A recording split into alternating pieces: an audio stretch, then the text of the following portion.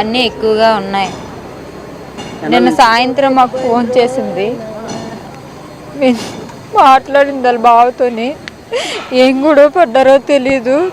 9:38కి మాకు కాల్ చేసి మెసేజ్ చేసింది తను ఏ ట్యాబ్లెట్లు వాడుతున్నాడో. మేము ట్యాబ్లెట్లు చూసేసరికి మాకు 10:38 కల్లా ఫోన్ వచ్చింది. బాగోలేదు, చచ్చిపోయింది, అప్పటికే చచ్చిపోయింది అని చెప్పలేదు. బాగోలేదు, హాస్పిటల్కి తీసుకెళ్ళాం, అర్జెంటుగా రండి అన్నారు. మేము రాము, ఇప్పుడు తెల్లవారు వస్తామన్నాము. కాదు చాలా బాగోలేదు, సీరియస్గా ఉంది, రండి అన్నారు. అప్పుడు మేము వెళ్ళేసరికి చచ్చిపోయింది, లోపల తీసుకెళ్ళలేదు, ఇక్కడే పంపించేశారు డేరా హాస్పిటల్ గోపాలపట్నం. అవి సెక్స్కి సంబంధించిన ట్యాబ్లెట్లు వాడేవాడు. ఆ వాడి దాన్ని సెక్స్వల్ హెరాస్మెంట్ చేశాడు బాగా. పెళ్ళి 8 నెలలు 9 నెలలు అవుతుంది. ఎలక్ట్రీషియన్ అని చెప్పారండి, వాళ్ళకి మండపం ఏదో లీజుకి తీసుకున్నారు, అది రన్ చేస్తున్నారు. మేము బాగుంటుంది కదా అనేసి మేము ఇచ్చేసాము. బ్యాగ్స్ మొత్తం అన్నీ పెట్టాం, పెళ్లి చేసాం. మేము చెయ్యలేదండి, సంబంధం మంచిది అన్నారు, బాగుంటది. మాకు దగ్గర అమ్మాయే తీసుకొచ్చిందండి సంబంధం.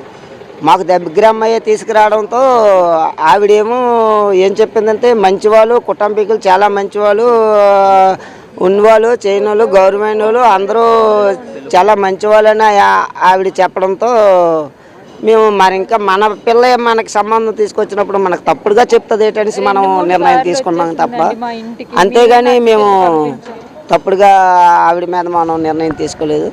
ఆ తప్పుడుగా నిర్ణయం తీసుకోవడం వల్ల మనం ఎంక్వైరీ చేయకపోవడంలో ఈరోజు ఈ విషయాన్ని చోటు చేసుకున్నాం. మొదటి నుంచి అలాగే జరుగుతున్నా ముందుగా 1 మంత్ వరకు బాగానే ఉన్నారండి. 1 మంత్ వరకు మాకేం తెలీదు. 1 మంత్ నుంచి మా చెల్లి చెప్తుండేది, మేమే మా చెల్లినే తిట్టివారు. ఈ రోజుల్లో ఇలాగే ఉంటుందమ్మా, కొంచెం అడ్జస్ట్ అయ్యి ఉండాలి, మారుతారు వాళ్ళే మారుతారు అని చెప్పేవారు. మేమే అడ్జస్ట్ చేసి అలా మార్చి పంపించేవారు. అలాగే మొన్న కూడా వచ్చింది, 1 వీక్ ముందే వచ్చింది. నచ్చ చెప్పి పంపించాం,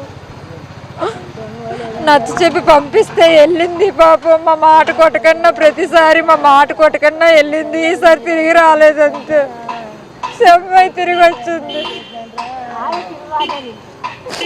వాళ్ళు ముందే వార్నింగ్ ఇచ్చారు మా అమ్మకి, మళ్ళీ ఇదే రిపీట్ అయితే అమ్మాయి మీ ఇంటికి వస్తుంది అన్నారు, అలాగే చేశారు. తను మాకు చెప్పేది కానీ మొత్తం డీటెయిల్స్ చెప్పలేదండి. ఇలా అని ఇలాంటి హెరాస్మెంట్ చేస్తున్నాడని చెప్పలేదు.